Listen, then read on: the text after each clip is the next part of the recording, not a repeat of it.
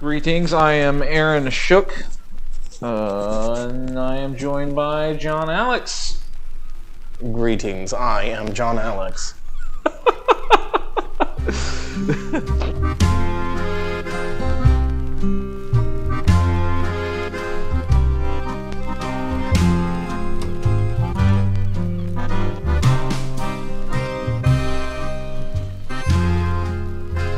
Good evening, you scallywags. You're listening to the Pomps and Plunder podcast, and I am your host, Aaron Shook, joined with our other host, John Alex. Hey guys.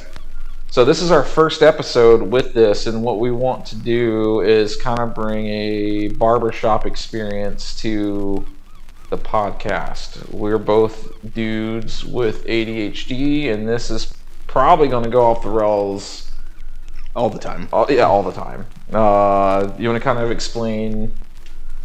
Yeah, so we've been told quite a few times that we should start a podcast for the barbershop and bring on a lot of the people that come through, and they have really interesting, crazy stories sometimes, and about murder and just drugs. Wait, you had a guy about murder? Oh yeah. Oh yeah. So I haven't had a murder guy. No, At least I know. well, it was attempted murder, but yeah, it's just crazy stuff that happens, to everyday people just like you and I. And I don't know, just a fun place to share some of those things. No names or anything will be released. It'll just be voices.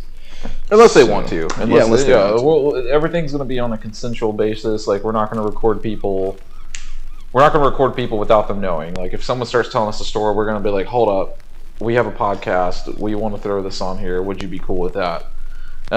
This is going to be kind of like we said, all over the place. So it's going to be client stories. It might be just an episode with me and John talking about certain things. I want to have guest speakers on here. I have a bunch of people that have small businesses, and so I'd like to have them on. So with this episode, it's just going to be just kind of an introduction to who we are as people and what to kind of expect in future episodes. So we don't expect this one to be really long. It's just kind of a, hey, this is who we are. This is what to expect. Redundancy. Yeah. So John, take it away. This is your. This is essentially the Razor's Edge podcast, but I wanted a cooler name. Yeah. So we're a small barbershop down in South Daytona, Florida, and the name is the Razor's Edge. I went to school about 7 years ago to become a barber. Funny enough, I was the only one to graduate, and me and my partner at the time, we talked about opening up a shop. Well, we didn't actually open up a shop. We ended up purchasing one, but it's Razor's Edge has actually been the only place I ever worked. The fellow that had it before was gracious enough to give me a job, and I worked there for a while. I saw how things were, and I offered to purchase it from him, and he said he'd think about it. So one day he came to me with an offer, and I said, all right, give me about 6 months, and we'll do this thing. So it happened, and me and my ex at the time, we split it down the middle, and we ran it. When I first started barbering, it was $6 for a haircut. Well, how the times have changed. Yeah, you had to bust your ass to make that money. But now we're in a position where, I work a third, a fourth of the amount of time and the amount of clients, and I make double what I made. And then, that's just time and experience that goes into that. Yeah, and it goes to show good haircuts aren't cheap, and cheap haircuts aren't good. Yeah, this is very true. Seen a lot of shops come and go just with the time that I've been here, and I don't even consider it that long. I mean, 7 years, that's, Yeah, and it's changed a lot. Before we get to my history on barbering, what got you what got you into barbering? Like, what was it? Because I feel like for me, it was just random chance of fate. Mine's not too far off from that. I was working for I wouldn't say local pest control company, but they're pretty big down here. And I was working about 70 hours a week. The pay was all right, but I didn't have any time to spend the money. So I just saved it all up, and my ex at the time, she was in cosmetology school. She got about halfway through, and she liked it a lot. And I was kind of looking at her books and her homework and stuff, and I thought it was kind of interesting. So I just went ahead and bit the bullet, quit my job, and signed up for barbering. In my head at the time, I thought, oh, if she's Cosmo and I'm barber, we can just open up a shop together and it'll be just grand. But that didn't happen. I still ended up with the shop though. Yeah, that was, I guess, the catalyst to get me into the barbering world, and I love it. I absolutely love it. I come in every day not knowing what to expect as far as clients go. Yeah. And you kind of do after a while once you start. Yeah, once but you you get never your know. established clientele. You get the occasional, random new person coming in, and you never know how it's going to go. They could be like totally quiet and not say a word to you, or they open up like a book with these crazy stories that they just feel like they can tell you. Yeah, did you say you had a murder guy? What was it? Like he murdered someone? No. It wasn't. It was he was ex-military, and he was hooked up with this lady, and they had a child together.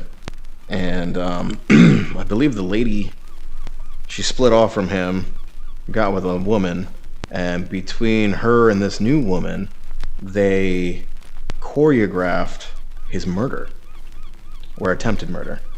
So I think he was either at a gas station or a McDonald's or something, and they pulled up on him with an AR and they tried to blast him. They got him once or twice, and yeah, it was a whole mess. They're obviously in jail. He ended up with the daughter. He had bullet holes to prove it. Where was this at? I couldn't tell you, man. How long ago was this? 5 years ago now. I feel like I heard something about that. It was just like crazy stuff like that people just feel comfortable telling you. Yeah, we get a lot of weirdos, and in future episodes we'll talk about some of the weird things that we've experienced, like the guy that was talking about the lady with the occult, and like that was a fun one. Yeah, but we'll keep that one for another episode. What's the GTA reference? Random encounters. Strangers and freaks. We get a lot of strangers and freaks. Yeah. That's the best and probably only way to describe it. It's just. Also, we're avid pipe and cigar smokers and Scotch, whiskey, rum people. So what are you smoking on right now? Because we're just hanging out, talking, smoking our pipes, drinking some Scotch. This is a mixture of Lane 1Q and Queen Anne's Revenge. It's usually my go-to. I like aromatics. Sounds like a very fast smoke. Not with a chamber this size. Yeah. And I'm currently smoking on my Peterson's 2023 St. Patty's Day. What was this? Sherlock Holmes pipe? Looks like it. I don't think it's actually Sherlock Holmes brand, but I think it's like the same shape, fishtail or whatever. But I'm smoking my favorite tobacco, McBaron's HH Old Dark Fire, and I like that one a lot because I could make a normal size bowl last me an hour to an hour and a half, and I love a long, lengthy bowl What are you drinking? What's your whiskey choice right now? Whiskey choice or is it Scotch? This is Scotch. Oh, okay. This is Famous Grouse. It's definitely on the cheaper end, but to me, it's one of my favorites. Really good bang for your buck. Nice. And I'm drinking Rabbit Hole. I just grabbed something from our cabinet. I'm not much of a drinker, but I figured, episode 1, let's get a little litty for the titty, See what else with your. So you bought the shop. You Oh yeah, you changed locations. So that was a big thing. So a couple years ago, we ended up changing locations. The original barbershop had always been in the same place. It was established in 1961, and it had always been a barbershop in that location. So as soon as the cement was poured, barbershop was in there. As you can imagine, the building from 1961 has a little wear and tear to it, and I just, in good conscience, couldn't renew my lease over there, and I sought elsewhere. So that was one of the big changes that scared me as an owner, was changing locations. Obviously. But I am thankful you did. Oh, yeah, absolutely. The other big scary thing is always raising prices. It's very hectic. You know, you feel like you're going to lose a bunch of people, but I mean, you do lose people. But on the other hand, you gain a different type of clientele. But you got to be in the business for a little bit to be okay with that. Yeah. Yeah, if you get to a point in your barbering career that you're overbooked and you're just like stressing out because of like you have no time, like that's a good indication that okay, your prices need to go up, because that will, weirdly enough, from my experience in the barbering industry, is that the cheaper you are, the worse the clients are. Mm-hmm. And it also, like, when people see your prices when they're higher, it kind of brings in another clientele. But it typically seems to be like the higher your prices are, the less stress you get with your clientele. It's a weird dynamic. It's like you get the super picky wild people when you're cheaper, but then you get the really cool collective kosher people when you're more expensive. And some people won't even come to your shop if you're under a certain price point, because they think, oh, charging $15 for a haircut, it's probably not going to be a good haircut, which realistically that's probably true. Yeah, I mean, as a barber, if you want to make money at those price ranges, you got to pump them out. Yeah, and that's how it was. And we're not clout barbers. We're not, we're just your typical traditional, like, we're not on Instagram. Like, I never post anything about my cuts hardly ever until I'm just like, hey, maybe I should just poke my head out. And even on our social media, like, it's very desolate. Yeah, we're so busy here at the shop. It's like we don't have to post all the time. And I think honestly, like, most what's going to be posted from now on out is probably just promoting the podcast, like, because we don't even have a social media following, but we're doing really well here. We've gotten to the point now where probably 4 days out of the week we don't even turn the on sign on. It's just, we're that busy. Yeah. We don't have time. Yeah, it's kind of like, okay, if you see the open sign on, then there's a spot available, and if it's off, which most of the time, 95% of the time, it's off. You do get pockets of weird weeks and days where it's a little slower, but it's like, it's gotten to the point where we kind of enjoy those because we get to just chill, hang out. Like, there's been a couple times where we've been wanting a chill day, and then we get it, and we just sit and play video games or hang out and talk and stuff. What else do you have anything else to add with your barbering career path? I would say best advice I can give any barbers out there is stay the fuck out of all the drama that's going on with the different shops. Keep your head out of it. That's a weird thing. And you'll go a lot further. Stay out of the drugs. Like, the drugs ruins people. Oh, for God's sake. I mean, weed excluded, because on your... I know it's hard for some people. You get cash in hand every single day, and I mean, $50 doesn't go as far as it used to, but Yeah. I don't know. Just keep your nose clean. Well, my barbering journey has been kind of wild. Something I never thought that I would end up doing ever. Funny enough, my grandmother, when I was 19 in college, I actually went to school for English and music. My grandmother, when I was 19 years old, was one day just randomly told me, oh, Aaron, I think you should be a. And she never actually sounded like that. She actually had like an old lady's smoker's cough, but I can't. Oh, Aaron. Okay, I'm not. We're not gonna do voice. I'm not doing voices. She just told me. You need to be a barber.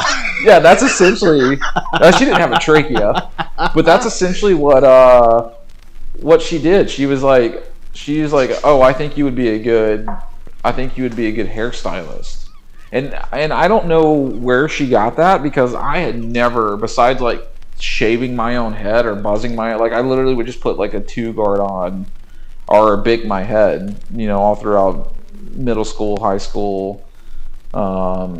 Just because I'm from Arkansas originally, and around there is not really a whole lot of good barbers or anything like that. And so she told me that when I was 19, and I was like, I don't want to be a barber. Like, I don't want to be a hair, like, because like in Arkansas, it's like, it's kind of like, I thought, to me, never going to one except occasionally here and there, it was kind of like, oh, he's a barber, cool, whatever. That's like not, it's kind of like a low end job, kind of. So I had this like weird like perception on it. So we fast forward to 2014, and I moved to Florida. And I was with this which is an ex now, with this girl, and or I say girl, but she was a woman. And I've always been hairy, so I've always been able, like when I was like 12, 13, my mustache came in and my goatee. Then by the time I was like 11th, 10th, like end of 10th and on, I was starting to grow a full beard. But I always kept it like, I hated how hairy I was. It was during a time where every chick wanted their guys to be like Justin Bieber and hairless, and and now it's funny because now I see a lot of people going with burly hairy men, and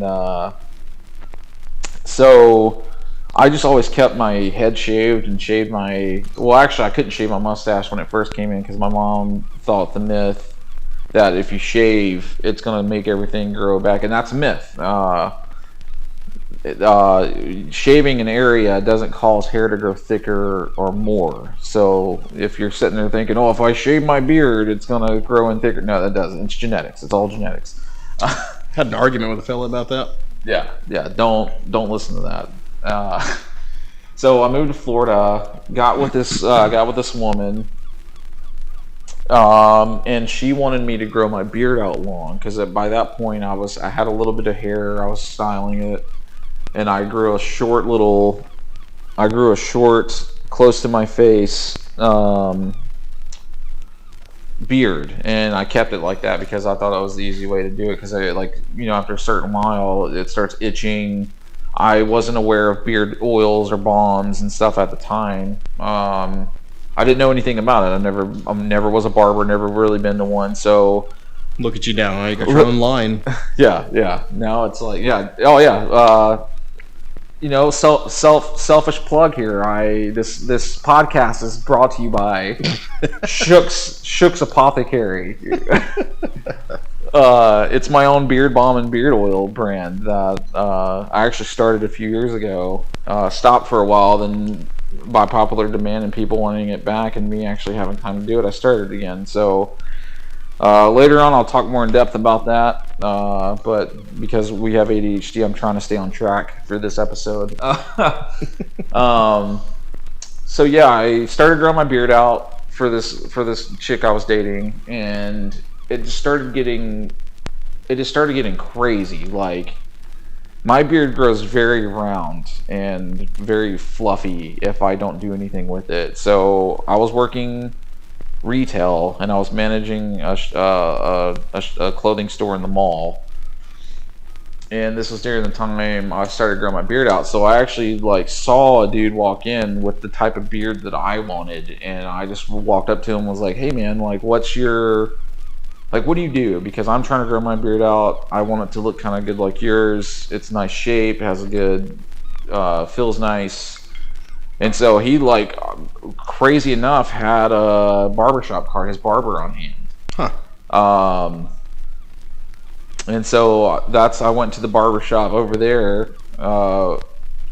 which I was actually, when I started barbering school, I was supposed to go to that shop, but something happened. I'm not going to give names. I'm not trying to throw anyone under the bus or whatever, but I started going to this barber over kind of close to where we work now, and it was the first time I've ever like experienced a straight razor shave. It was the first time, not a shave, but he used a straight razor on me to cut my hair.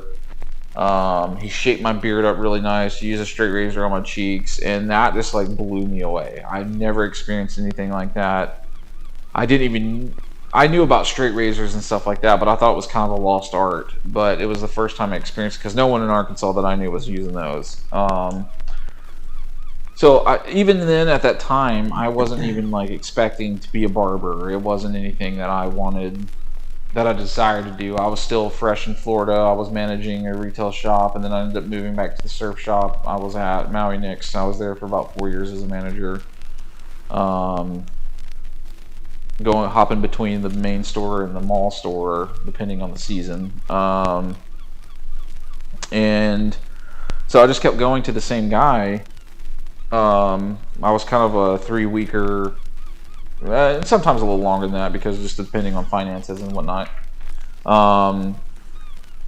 And I started, and that's kind of what started my barbering journey, because it was actually at that time when I started hearing about balms and oils, because someone was telling me about beard balms and beard oils. And weirdly, around that time when I started looking into them, it was like they were selling these things for like $30 for an ounce of oil. And I was like, that is crazy expensive for this. But at that time, there wasn't really that many brands out that there are now. Like, it is saturated.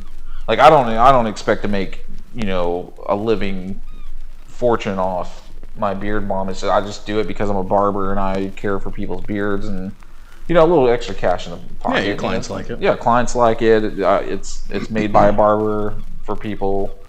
And so around that time, I started to look at the ingredients and be like, oh, okay, so I can make this stuff. And originally it started out with me just wanting to make it for myself to save money. So it's like, yeah, I did spend a little bit of good money, like a chunk of change on ingredients, but I could make 10, 20 beard balms with those ingredients. So I started playing around with different recipes and researching different carrier oils and essential oils and what they did, and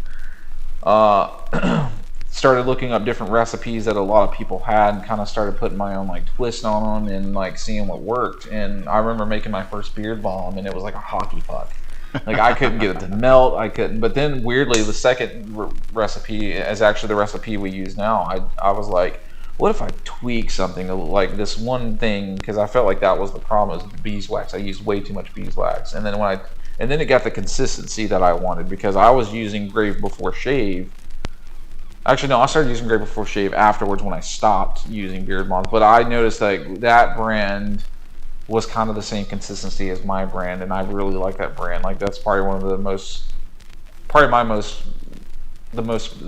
beard brand that I respect the most is Grave Before Shave. Like, they got some. I've used others, and that's been pretty good, but Grave Before Shave has been my favorite from everyone that I've used, besides my own. Now that I make it again, it's like I have my own stock that I just use at home and give John some when he wants some. So that is what jump-started my barbering career, because I was starting out in the hair industry, and it started blowing up. It actually, it originally was just for me, for myself, but then it's like, I was kind of curious as to what my bearded friends, like, so the guy that gave me the barbershop card, he came back in the store one day, and I knew, he was a regular that I saw all the time getting clothes from there, so I just brought a couple samples of my stuff and was like, hey, try this out, tell me what you think, I want to critique it. And then he came back like a couple weeks later and was like, dude, this stuff is great, like, you need to sell it. And I never even thought about selling it. It wasn't even like a thing in my mind. It was so that kind of, so I was like, okay, cool, maybe I should start doing that. And then I had a couple more friends that had beards, and so I started doing, and they all were like dude, this stuff's great. It makes my beard feel soft, makes my skin feel soft. Like I was getting encouraged left and right to sell it, and so I did. I started making it. I started an Etsy account, which I still have it on Etsy. I'm not trying to push it crazy online because my life is super busy and I don't want to be really married to it. Eventually, I might get my own. Maybe on our website we can have the Shook's Apothecary line be sold on there, but it's not something I'm trying to like marry myself to, because that's what happened in the beginning. And I started making it, started mass producing it, got it on Etsy. Etsy started popping off. It was crazy. I was getting like orders from on like overseas. I was getting orders it was like Instagram was just starting at like getting big, and I got a part of like the Bearded Villains or something like that, which is like a bearded community. Like a lot of those guys started following me, started buying my products, started reviewing the products. It started doing really well to the point that like during one of the meetings at Maui Nix, we were having like a manager's meeting thing.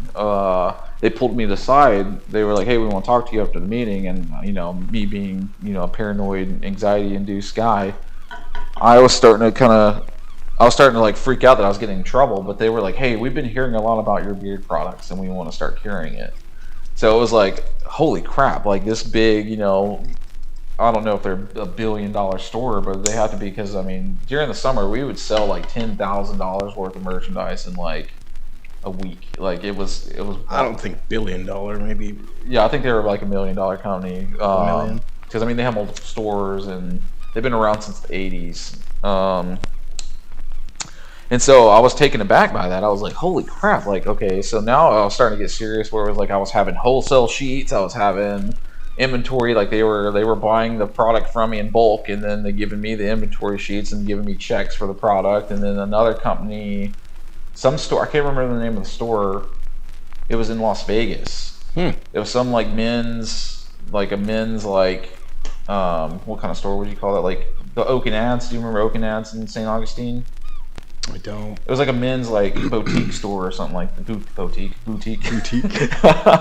And so he contacted me, and they started carrying my products. And then Moxie Vintage, like he liked my stuff a lot, and it was a staple store, vintage store in Daytona. Is that Beach Street? Yeah, Moxie was down in Beach Street. And so he started carrying my stuff, and like I was getting checks, sent in from him all the time, and I constantly had to keep going. And so it was around that time that the barber I was seeing and supposed to work at he was like, "Dude, why don't you become a barber? Like, you're already in the hair industry. You have the personality for it." Yeah. I was like, you know what? Why not? Why not do it? And so I went down to Daytona State, looked at the program, and I was originally supposed to start in 2015 in August. But they said, because of like how long you've been in Florida, if you wait till January, you don't have to pay the out-of-state tuition. And so I was like, okay, I could do it.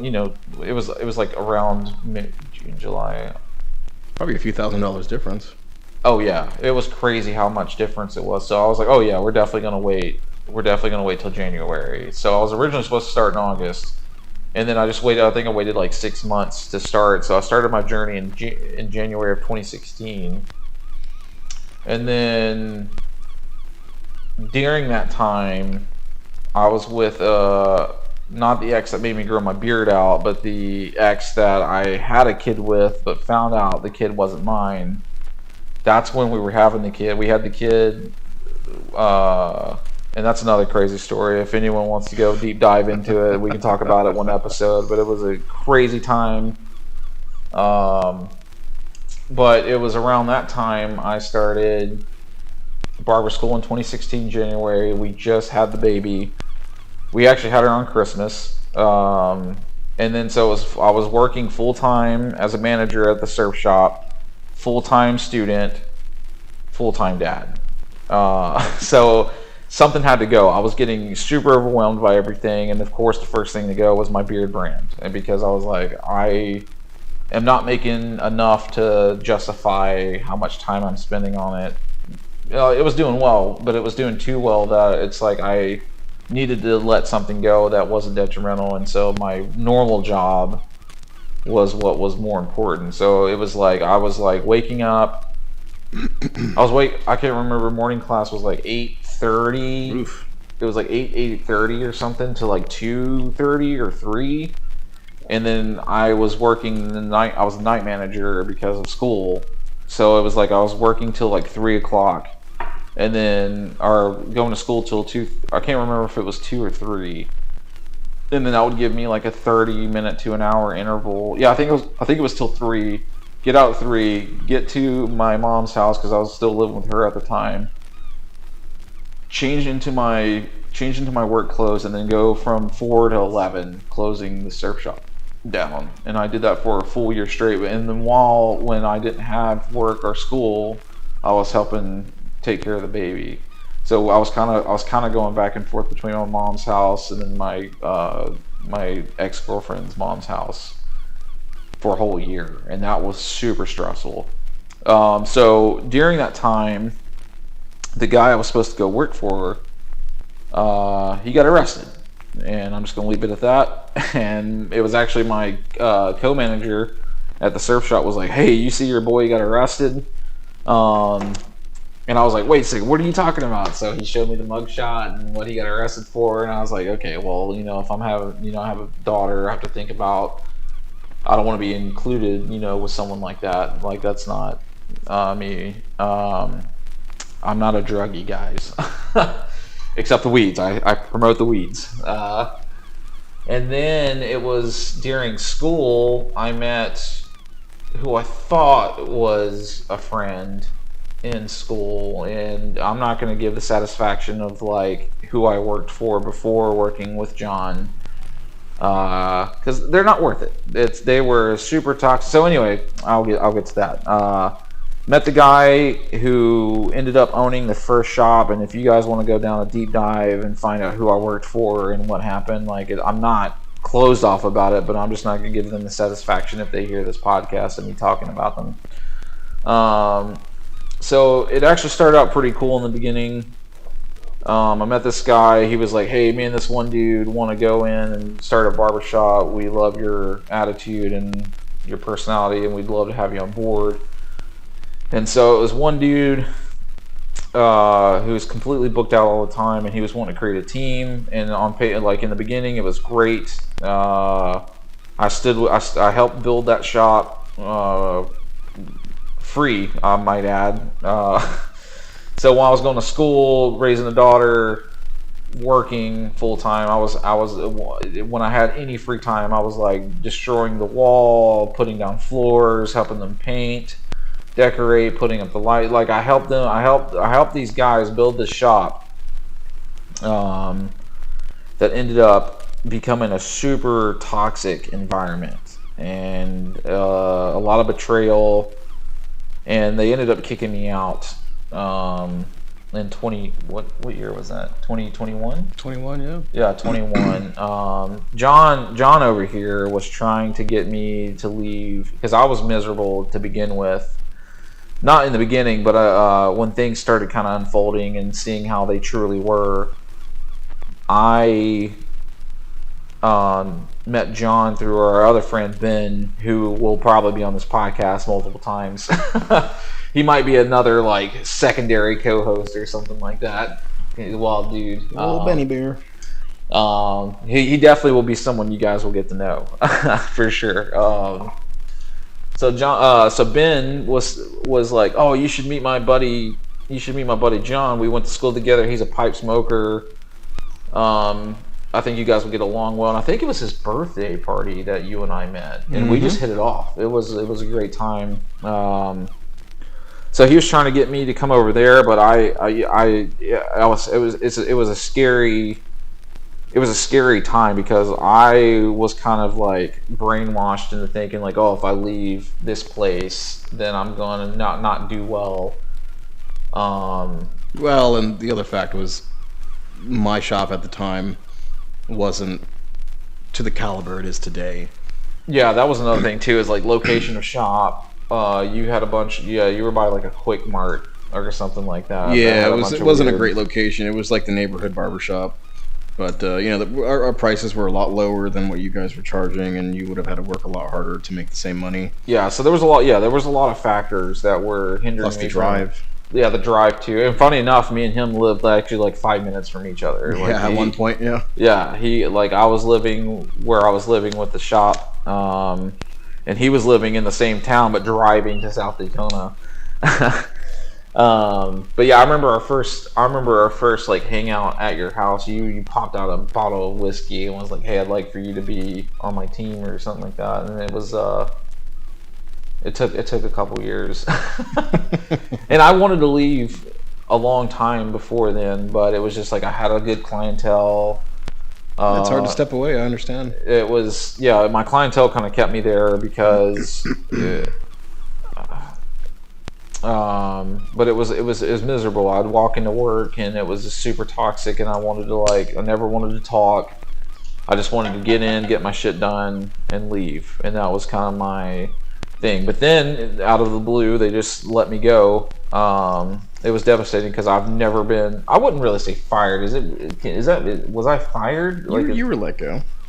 Because it's not really forcibly let go. Yeah, it's not really a firing because you're an independent contractor, and so it's like I don't get any like. They decided for you that that wasn't the best place for you. Yeah, and talking about it and being where I'm at now, it's like I kind of want to thank them. So if you guys hear this and just want to talk shit about the podcast, thank you guys for letting me go because I'm in a much better place. Thanks for boosting our ratings. Yeah.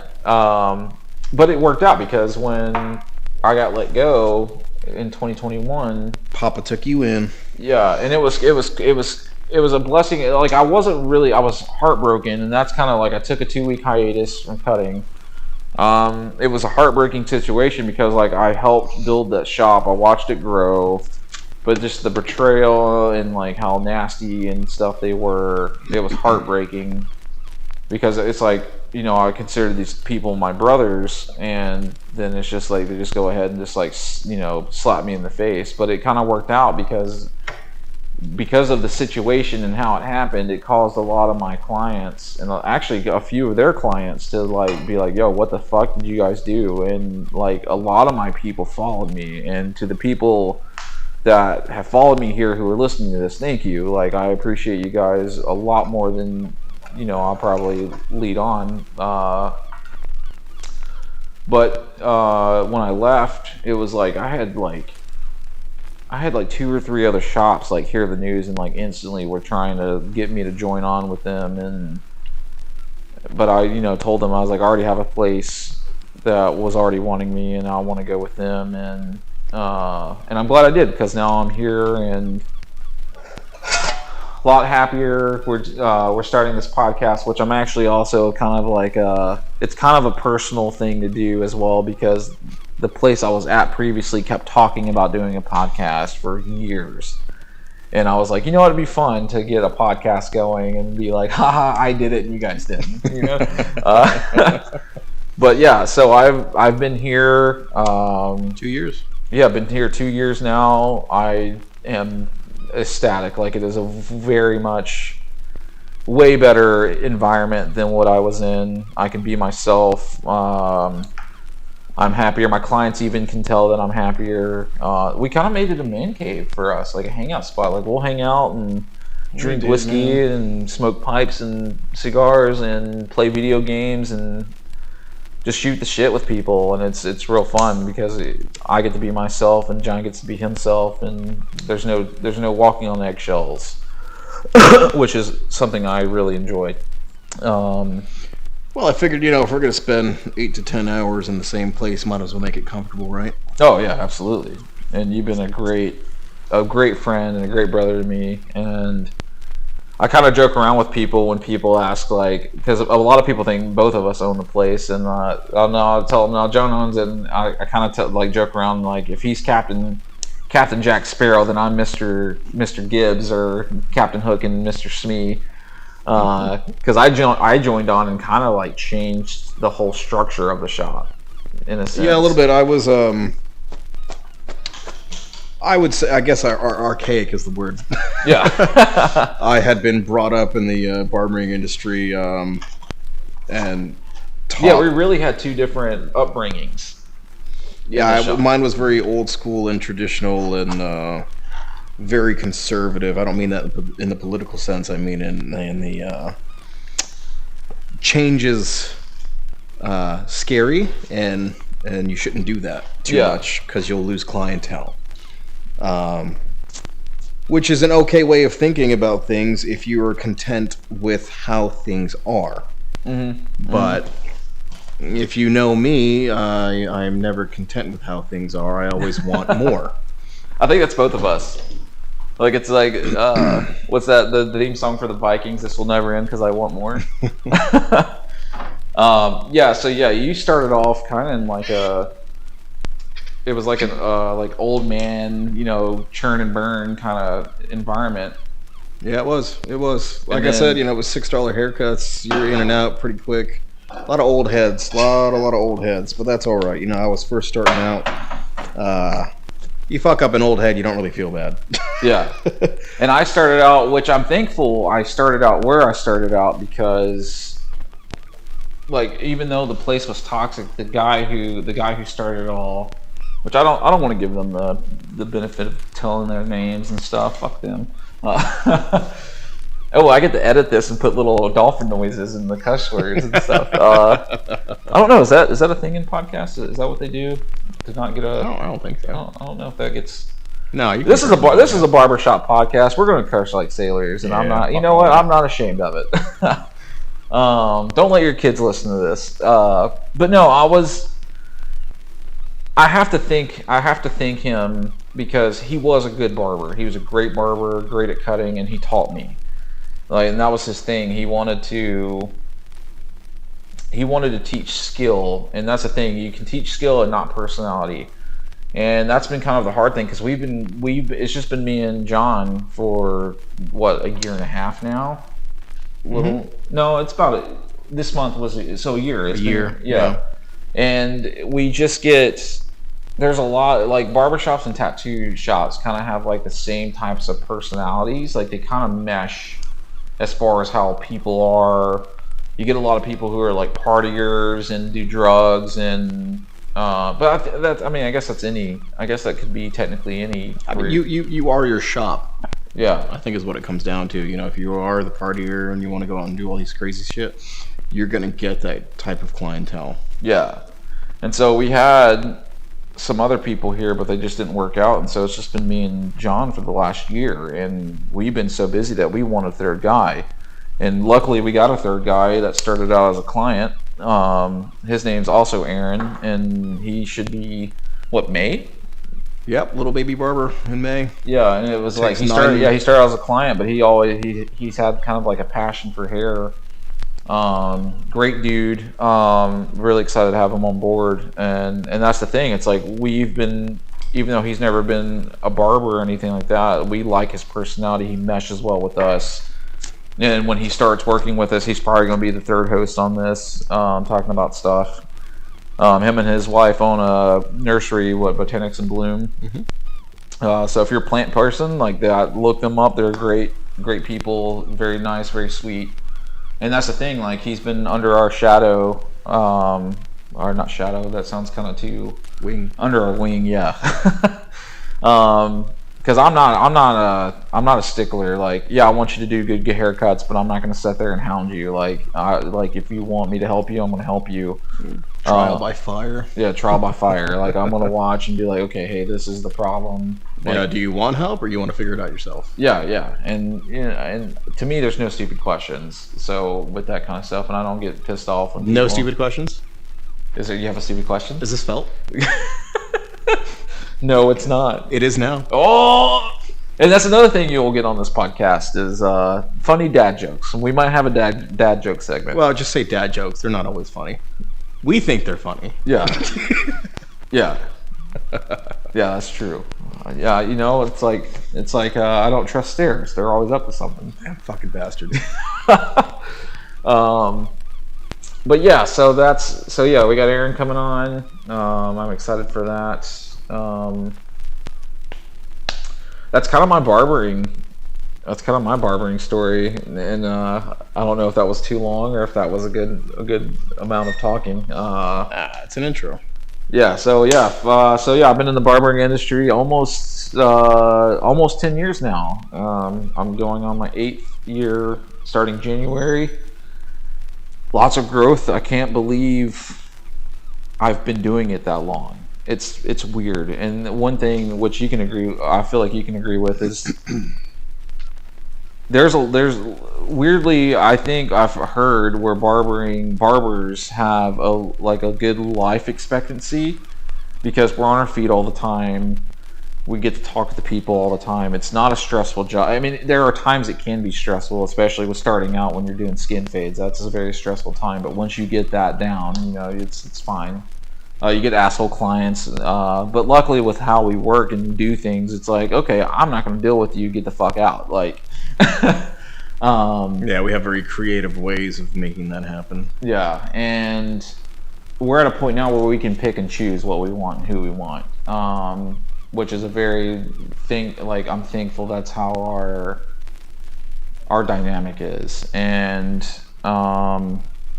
it's a weird thing because you see so much of life with your clients, and you kind of become like their psychiatrist, their psychologist. I don't know which one does the medicine because we don't. We'll say therapist. Yeah, we're kind of like a street corner therapist, as a boomer on Facebook told me I was once. But it's like, I have literally been cutting kids that have been in booster seats and now are graduating high school, getting married, going to prom, starting to grow beards. I'm starting to see clients that I've been cutting start to turn gray. I'm getting gray. And it's crazy. It is a very rewarding. You get to be so personal with people, and that's also a downfall as well. I don't think it's happened as much to Aaron in his career, but because of how I started my career with a lot of the old heads, it can be a very sad environment sometimes. You with some of these people for almost a decade, and then sometimes they just stop showing up, and you wonder what happened. And then sometimes a wife will come by and say, hey, so and so passed away, I just wanted to let you know, or a daughter or a son. It's you don't realize it, but you get very, very deep with some of these people. And I had a fella, and I didn't know it, but he came in, and I cut his hair and everything, and he said, John, by the way, this is probably going to be my last haircut. And I said, well, what do you mean? You moving out of state? You're going somewhere? What's going on? He goes, well, I just found out I have stage 4 cancer, and I have about 3 weeks to live. Yeah, I remember you telling me that. And I finished the haircut. I went outside, and I cried. I cried. I hugged him, and he said, you're the best barber I've ever had. You always listen to me, and I appreciate you. This particular fella barely said anything to me, and it was remarkable that I had that much of an impact on his life, that he needed to say that to me. And he wrote me a card before he passed away, and his wife delivered it to me after he passed. I still have it. Oh wow, I didn't know that. I still have it. I knew about that client, but I didn't know about the card. Yep. It's wild. It's up right there. Yeah, and I don't think I've had that I can think of. Like my longest client that I've had, he's still with us. He still comes in. Actually, I think he's got an appointment this week. Yeah, he's Friday. He's coming in Friday. He's been with me since the beginning. Like, I think he was probably I think he started seeing me my first month. But he's gone through a lot. And I've also today I had my client that I met through the old shop that I was at, and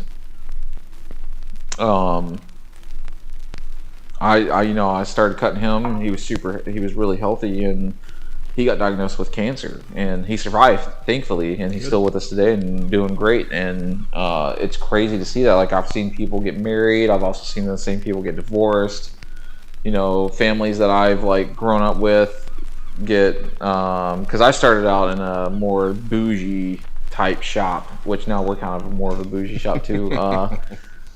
So I had a different client. I had a much younger clientele, and so far I can't think on the top of my head if anyone that I've cut has died that I can think of. I have 3. 3. That's crazy.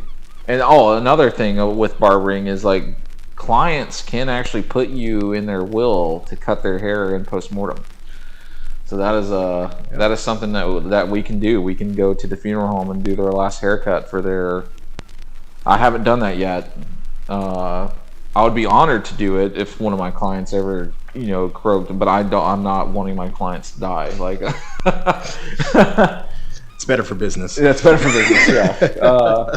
But no, I genuinely care about my people. I care about like if I have a client that's been with me for the whole time and they're having a rough time and something crazy, I'll give them a free cut and just hear them. I actually had one of my clients come in today and opened up to me a lot about what's been going on in his life, and after he said and done, I was like, you know what, this is on me. I want you to have this. He's been good to me. He's been with me for a long time. I don't carny people. I'm not trying to. If you want to come see me every week and get your hair cut and give me your money, cool. But I'm not going to sit there and beg for it. Like that's not who I am. Money doesn't like control. I mean, it does in a sense because you have to survive with money, but it's not my like deciding factor in what to do with people. It's a business, but you still have to be a human. Yeah, and that's the thing. That's the beauty of what we do is like we get to hear so many different. And I think it's honestly I think we get more diversity in a barbershop than we do with like bars, and because each bar kind of has its own clique in a sense. Yeah, you do get kind of different, but we get like we got so all many walks like of life. chiropractors, doctors, lawyers, mechanics, plumbers. Hell, occasionally a homeless guy. Like anything you can imagine, we get them in here. Yeah, and we hear so many different stories. We had a film crew come in. They were working on Black Adam up in Georgia. Oh, sick. Yep, Sick. They came down here and got haircuts. And they were telling us all about how they make movies. Yeah. It's crazy. Like, he even shot us a little, 30-second thing and did some stuff on his phone, and it looked professional as hell. Oh, that's sick. Gotta get them to come back. But yeah, it's barbering is a very rewarding job. It can be very taxing. Physically, it can, if you don't have good posture and stuff, it can fuck you up. Your back just goes numb. You'll be fine. Yeah, and luckily we have a bunch of chiropractors on our team, so I ended up actually having some back issues last week that was bothering me real bad, but luckily one of my good clients is a chiropractor, and I went and saw him and crack-a-lacked me, and actually it's a lot better. I never really expected anything like that. This is one of those jobs where you feel like an Italian gangster because you have a guy for everything. Yeah, yeah, you can barter. Like, but it's a great career to barter with people too, because it's like, oh, okay, cool. If you take care of my back, I'll take care of your haircuts, kind of thing. Or if you have a mechanic that you're really close with, hey, just keep my car running, and I'll just give you free haircuts. Locksmiths, fresh fish. That's crazy. Anyways, going back to what I was talking about earlier. Do not underestimate your presence with people and how much of an impact you make on them. It may seem very insignificant to you at the time, but you don't know what it means to them to just have an ear to bend. Sometimes can be life or death, and that's going to the dramatics, but I've had that as well. So just 2 things I learned from the old owner. One is, if you don't have chairside manner, you're not going to go anywhere in this business. Yeah, you have to have a personality. You can't just be. Yeah, there are days where our mental states kind of get the best of us and we're quiet and stuff. But if you're just constantly quiet and don't talk to your people and can't be if you're not a people person, don't be a barber. Yeah. If you are prejudiced, would that be the word? Like if you're Impersonable, I guess, maybe. yeah, like you work for the public. Like you can't like be. I mean, I guess if you're constantly booked and you want to be booked by a certain type of people, you can be. But at the end of the day, you're supposed to be open to all types of people. And it's like we have, I have, African American clients, Asian clients, LGBT community clients. I've had trans clients, conservative clients, liberal clients. Like you're gonna get it all, and you have to kind of be that kind of like middle ground, like centrist kind of person. Yeah, if you want to be successful in this industry and you don't want a nasty name and reputation behind you, don't be a fucking prick. We have shops around here that they're known for, if you're black or if you're Middle Eastern, they're gonna chase you out of the shop. They're gonna make fun of you the entire time. If you're homosexual and they see that and they can pick up on it, they'll make fun of you. I don't understand how those places are still in business. I really don't. Yeah. It just seems like nobody gives a shit about the reviews because they're on there. They just say horrible, disgusting things. Like, why? Why do you got to do that? Yeah. Just be a decent human being, do your job, and so what if you don't agree with it? Shut the fuck up. Yeah. Money's green. And that's the thing with humanity. It's like everyone's got their own perceptions. Like everything, like so many people, it's like black and white for them. And but the thing is, it's like it's 1,000 shades of gray. Of course. It's Of course. And I'm thankful to have the mindset and mental capacity of who I am, because it's like I don't look at anything with face value. I kind of try to understand, like, okay, this person's being like this because this is what's going on with them. This is what's happening, and yeah, just don't be an ass. It's not that hard. I don't understand why so many people are like that now. It seems like there's so many entitled people. My way or the highway kind of mentality. Yeah. But I think that's it for our history with barbering. As I can't think of anything else. If there's any questions you listeners want to ask us, because I'm personally an open book and we'll discuss anything with you. I may not be like the brightest in some subjects or others, but if there's anything more about myself you want to know, don't hesitate to ask. And I'm assuming with John, he wouldn't mind talking about certain I things. am not an open book, as all of my lovers would tell you. I probably splurge way too much. That's something I struggle with. It's just, I don't know, self-preservation, and I'm the listener. I listen, I take everything in, and then I make an assessment. Make an assessment. I'm old Greg. Old Greg. Had to throw that in there for Ben. Ben, if you're listening to this, we love you, buddy. So yeah, this is kind of our introduction. Next episode, it's still just going to be probably me and John. I'm thinking like barbershop etiquette. Is that the right word? Yep. Etiquette and things that kind of grinds our gears, as Peter Griffin would say. We have a lot of crazy stories about our barbering careers, and like what to do and not to do in the barbershop that bothers us personally, at least, because like every barber is going to be different. Every barbershop is going to be like, for example, like we hate when people show up super early for their appointments, where other shops will want you to show up super early. So when we talk about the things that we don't like it's not a reflection on other barbers and barbershops, which I feel like a lot of them are probably going to agree with us on some of these things. So yeah, this is kind of our, hopefully, how long have we been talking? What have we got? We did an hour, Yeah. an hour podcast. Sick. That's a good lengthy introduction episode, I think. Not too shabby. So yeah, we hope you smoke the weeds, or if you don't smoke the weed, that's okay. Pack a pipe or a cigar, or drink some whiskey or some scotch, some liquor. There we go. Or however you enjoy your commute to work or whatever. We hope you enjoy this. Next episode we're probably going to be just like crazy things in the shop, what to do, what not to do. Is there anything else you want to add? Anything else we didn't talk about? No, I think that's. I mean, there was other stuff that we about ourselves. I'm also a photographer, wildlife photographer. Or I'm not anything. Like, there's way better people out there than me and have more time on that. So I try to dabble in photography. I'm also a musician. I play drums for a band called Sid Stratton, which we will probably have an episode with him, or actually the whole band on, talking about their. So look out for an episode for that.